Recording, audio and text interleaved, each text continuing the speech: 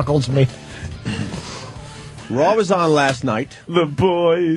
And Vince McMahon went after Stan Kroenke. Kroenke. Well, we had called this one so early in the game. Well, the only reason we're following this story is because Sam got an exclusive interview with Vince McMahon. Did you? Because no one else wanted to talk to him about this dumb thing he's involved with. There was a big press conference, and all the New York papers were there, and the Associated Press was there, and there were cameras and everything. Sam. And I was there too. Yeah. And he talked to you over everybody else, right? Well, yes. And what was the beef again? The Nuggets needed their own arena for an NBA playoff game, and yes, and Vince had it scheduled for a wrestling match, and Jimmy's line. Did you hear it in the intro? I can't do it justice. Where there's real problems going on in the world, and they're fighting over. Whether to throw a ball through a hoop or do a wrestling match. Well, I mean, he legally had the arena for the wrestling match. Right. So how it ended, even though he was scheduled, he had to leave. He had to leave town. Yeah. And find another place to do his Raw, so he went to L.A. It's right in the Lakers Stadium. And obviously the Nuggets and the Lakers are playing in the playoffs, so this is a little slap in the face to Kroenke. And everybody in Denver, right? That's right. A little stick it to you. So Vince didn't see this coming. Yeah, Vince didn't stop there. He really decided to rub it in during Monday Night Raw last night, right? We just knew. Yes.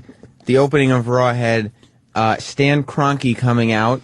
Why was he there? I guess he was there for Raw because Why would he take the abuse? In the front row, just like a Lakers game or something, was Jack Nicholson and the NBA commissioner and one other guy from the NBA all sitting next to each other on Raw.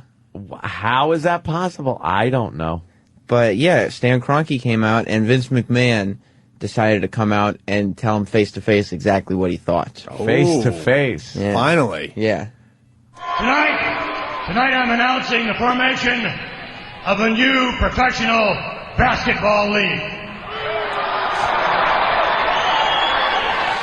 This league will rival that of the NBA, National Basketball Association. This league of mine will be known as the XBA. Oh, God. Jesus. Unfortunately, however, this league will be a miserable, total failure. And the reason for that is because I'm going to have you and your staff run it. Ooh. How dare you, sir? That's Stan Kroenke. Oh, that was Stan Kroenke. Yes. Saying, how dare you, sir. That was his big contribution. These would be great jokes if anyone remembered the XFL. Just a bunch of kids in the audience. It's like the kids weren't even born yet. They're 12 years old. I remember. What are you referencing here, Mr. McMahon? Now, was Stan and the rest of the guys there? Were they big gentlemen in suits? Probably. Were they muscular, like perhaps wrestlers? Stan Kroenke did appear. I mean, beyond his salt and pepper hair and mustache, he did appear to have a somewhat youthful face under it. Right. Which was surprising. Right. I think the video is on WWE.com. Oh, no. Why are you cutting my hair, Ant? I don't know what this was. What is this? What is that? You're in the living room in a purple, what are those they put over you when they cut your hair? Oh, that must have been makeup time for XFL, right? How about we lose that video? Wow, no, that's on the internet for good. It's bad enough we're showing videos from 11, 12 years ago, but the XFL stuff could be that stuff could stay buried for pretty bad. Vince reveals what the E in Kroenke's name stands for. Remember, he was making fun of his name so much. No one remembers, Sam. The only one that gave us crap about this was Vince Why McMahon. would anyone remember? Kroenke and all that stuff, and he said his name was E. Stan Kroenke, and he didn't trust anybody. He revealed what the E stood for. Oh. Let's talk about your name. E. Stan Kroenke. I've never trusted anyone with that initial for a first name. E. Give me a break. But I've done a little research, and I think I know what the E stands for. Uh-oh. You want to tell everybody what E stands for? These people do not need to know what my E stands for. Now, folks, you're not going to believe this, but E stands for Enos. What? Enos. Enos. Yes. What is he doing? What is Vince has lost his fucking mind. He has lost. He has run out of things to do for his wrestling. I love for this. his wrestling. Wrestle. No, he's giving it. He's socking it to him. Is what he's doing. Well, he certainly is. They should have spent a total of 2 minutes on this thing, not half of Raw. Oh, my God. Enos. Enos, look at you. How could your parents have done that to you? Enos. My God, there he is, folks. A life-size version of Enos. That's what you are. You're an Enos. You're an Enos. You're an Enos. He's doing the Vince impression. What is he doing, Sam? You're an Enos. Stephen S. from Bayshore, wrestling just fucking sucks. Come on, he was great. Yeah. Out of everything going on, he can't get a cool storyline going with this wrestling thing. He has to, focus on this obscure thing that happened. it wasn't obscure. It was all over the news. It was barely in the sports section of the papers. Look at the dumb wig he's got.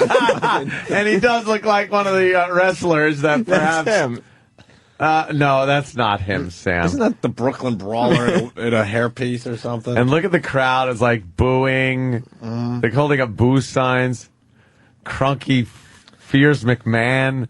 Like, they really care. Yeah, they do. He probably doesn't realize he's making a fool out of Stan Kroenke. Well, here we go. And then Vince makes more jokes about his name than shoves Kroenke. Enos rhymes with Venus.